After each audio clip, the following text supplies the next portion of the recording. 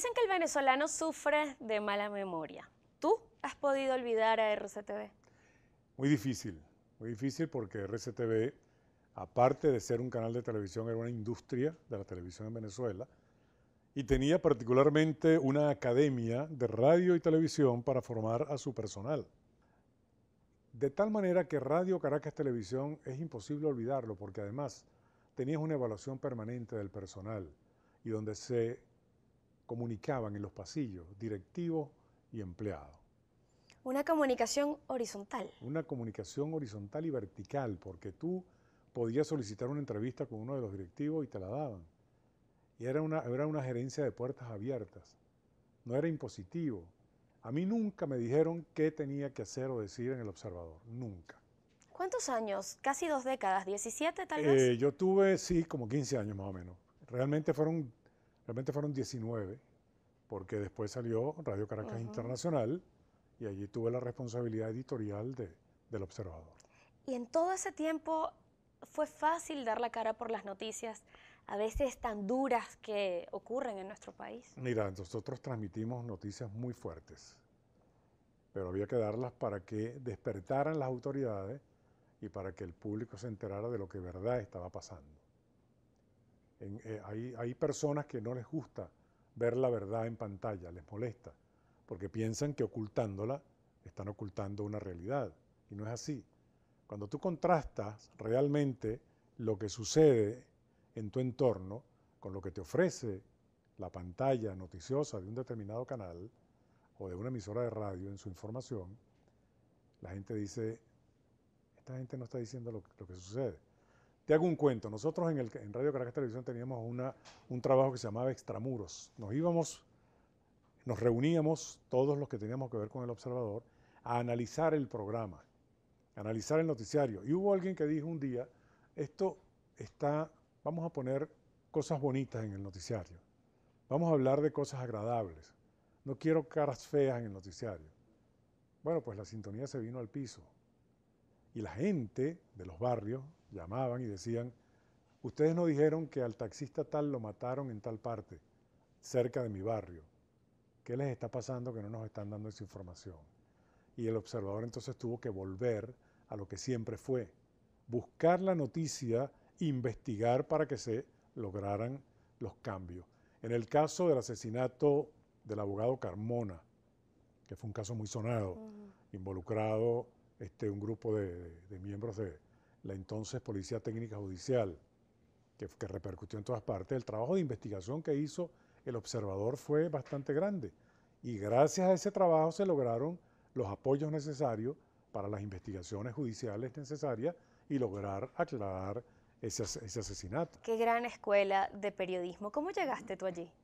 Yo llego a Radio Caracas Televisión, mira, yo primero tuve una pasión por Radio Caracas Televisión. Yo hice una pasantía, fui de la mano de Ernesto Luis Rodríguez, que vivía en la esquina cerca de mi casa, el poeta saraceño. El poeta, sí. Y él un día, yo estaba practicando mi locución, yo ponía en un par de tocadiscos mis discos y tal, y hacía como si estuviera haciendo un programa de radio. Y él pasó un día, y como en esa época no había muros en las casas, solo en la habitación donde yo estaba, que era el estudio de mi papá, hacia la calle, él se paró a escucharme. Y me dijo, ¿tú quieres ser locutor?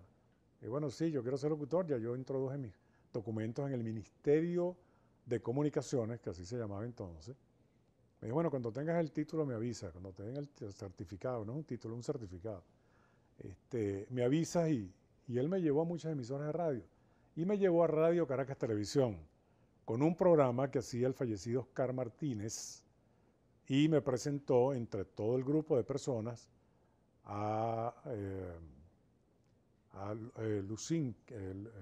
Lucinchi, que era el director de un programa que se llamaba Cosas de Mujeres. Y entonces allí me permitieron a mí empezar a hacer mis prácticas de locución, ¿no? De a poco, claro. Te Poco. estoy hablando de Cecilia Martínez, que era la que dirigía el programa. Y recuerdo mucho que el coordinador de ese momento, Gonzalito, que después fue director de la Radio Rochela, me dijo, mira, trabajamos con un aguilón, un boom, que era una jirafa parecida donde está montada esta cámara, pero con un micrófono. Y me dice, lo primero que vas a hacer, no veas el micrófono que lo vamos a mover hacia ti. Y lo primero que hice fue ver el micrófono cuando venía. Y después tenía que hacer una cuña de un avión Alitalia. Y cuando hice así Alitalia, con el eslogan de la cuña, le di un golpe al avión y el avión salió y cayó. Y entonces en ese momento entró Cecilia Martínez, que en gloria esté, que en paz descanse, una gran dama. Me dijo, no, es que él está un poquito nervioso, pero él lo va a hacer bien, él lo va a hacer bien la próxima. Y así, y le dije, bueno, yo creo que debí despedida.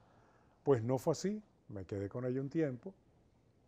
Y después entonces hice varios castings para Radio Caracas Televisión y no quedé. En el último que me hicieron, me llamó Eduardo Sapene, que ya había trabajado con él en Operación Contacto y en Seguimos en Contacto. Le dije, mira, yo estoy culminando mi carrera de comunicación social, porque yo la comencé en el 67 en la Universidad Católica de Jesuitas de Maturín. La dejé porque me casé, el único trabajo que conseguí era en la noche en Venezolana de Televisión como locutor de cabina, y dije, bueno, en lo que se pueda otra vez recuperar la carrera, la retomo. La retomé en el 84 y salí en el 89 ya con mi título de licenciado en comunicación social. Y ya como tenía la práctica de la televisión y de la Por radio, supuesto. pues se me hizo sumamente sencillo. Esa fue la universidad fue la práctica. Y ya que hablamos de RCTV, pues esta es una historia que tristemente tiene un principio y un final, porque tras el cese de concesión o cierre, según como quiera vérsele, Venezuela dejó de ver esta señal, de disfrutar de una señal que fue parte de nuestra idiosincrasia. Y no sé si es correcto hablar en pretérito, pero en tu caso, ¿cómo viviste el cierre de Radio Caracas? Mira, con un gran dolor, de verdad que, además, era como un shock, era como que no lo creíamos que iba a pasar, ¿no? Pero sí hubo algo, hubo una verticalidad, Radio Caracas Televisión, su equipo de trabajo, todo su plantel humano, no se arrodilló nunca. Y había gente afecta al gobierno que estaba cerrando Radio Caracas Televisión. Pero hay algo mucho más allá, mucho más importante. Fue una planta pionera, fue una planta que comenzó muy de abajo, y recuerdo que el doctor Armando Enrique Guía fue uno de los que construyó en Venezuela, con ingenieros y técnicos venezolanos, las primeras consolas de dirección. Imagínate. O sea que ya ahí había una industria naciente que podía haber ayudado a toda Latinoamérica y al resto de las plantas de televisión en Venezuela a tener equipos construidos y fabricados en el país.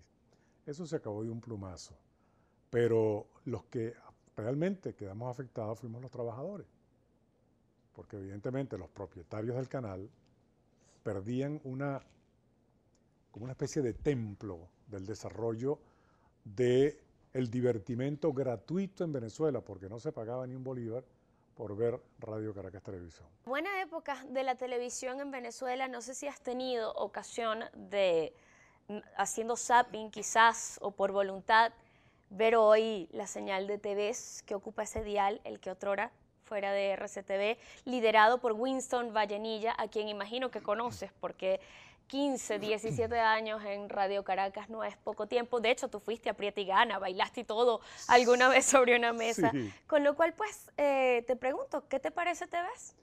Bueno, mira, yo te voy a ser muy sincero. Yo no he visto ni un solo programa de TVs que se llamó, recuerdo que dijeron era Televisión de Servicio Social o algo así. Ajá.